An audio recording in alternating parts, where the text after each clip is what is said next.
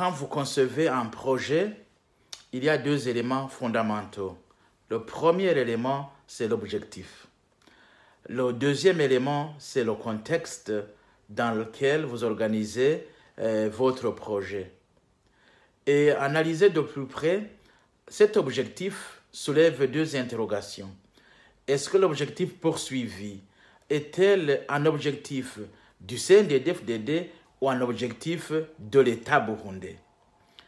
Justement, comme il y a de la confusion entre le CNDD-FDD et l'État burundais, il y a confusion effectivement d'objectifs. Si cet objectif est du CNDD-FDD, il y aura toujours de la confusion entre sa réalisation parce que les gens ne sauront pas que c'est pour renforcer le CNDD-FDD ou que c'est pour renforcer l'État burundais. Donc, il y a cette confusion qui persiste.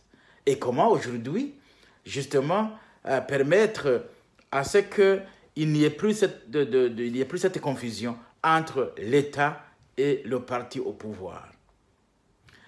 Maintenant, si c'est pour le CNDD-FDD, certainement que c'est pour répondre aux préoccupations de ce parti qui a créé une milice, Imbonerakure, et qui ne voit pas comment les encadrer, comment les organiser, comment les intégrer dans la société comme il l'avait prévu. Maintenant, comme ils ont tous les moyens de l'État, ils prennent toutes les décisions de l'État. Je crois que c'est une décision prise. Pour moi, c'est pour aider le CNDD-FDD. Le contexte dans lequel nous sommes, c'est un contexte de division. Le CNDD-FDD peut avoir l'impression qu'il a déjà réconcilié les Burundais. Ce n'est pas vrai, puisqu'il y a des Burundais qui sont à l'intérieur, qui ne comprennent pas ce que fait le CNDD-FDD.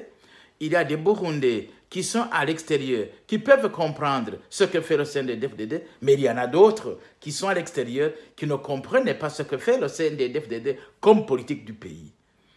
Et aujourd'hui, le besoin devrait être que le CNDD-FDD accepte un débat politique pour qu'on puisse entendre sur comment nous sommes dirigés. Nous sommes très mal dirigés. Et les faits sont là. Allez dans la ville de Bujumbura, constater comment vit le peuple burundais par rapport à l'accès aux besoins fondamentaux de la vie d'un citoyen burundais qui se trouve, par exemple, dans la capitale Bujumbura.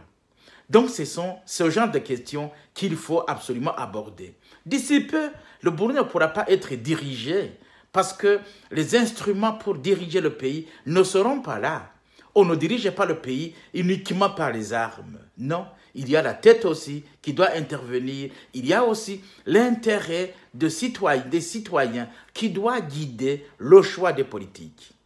Et pour autant que ce n'est pas cela, vous n'allez pas continuer à gérer le pays dans des pleurs comme ça et chercher à convaincre les citoyens en les tuant, à leur montrer des cadavres. Ça ne suffit pas.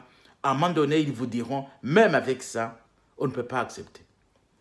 Alors, maintenant, est-ce qu'on n'est pas en train de reculer dans la politique et retourner justement dans des régimes militaires?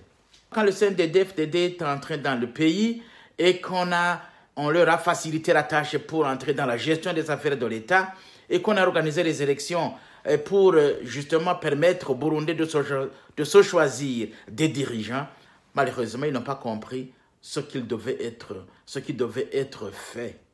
Ils n'ont pas encore compris cela. Visiblement, ils ont toujours le schéma de pensée d'un homme au maquis et où il cherche à gérer le pays comme s'il gérait des maquisards. Nous ne sommes pas des maquisards. Nous sommes des hommes, des femmes qui voulons une société organisée, qui doit tenir compte de notre dignité. Jusque-là, on n'a pas encore arrivé à cela. C'est pour cette raison qu'ils continuent à croire que c'est en opprimant le peuple burundais par la force qu'ils parviendront à maîtriser la situation. Non, ils devaient constater que depuis 2005 jusqu'en 2022, 17 ans plus tard, ils n'ont pas réussi à convaincre les Burundais à les suivre par la force. Ça veut dire qu'ils doivent réfléchir sur cet autre moyen de canaliser les intentions de Burundais vers leur bien-être et non pas vers leur soumission totale au pouvoir CNDD-FDD.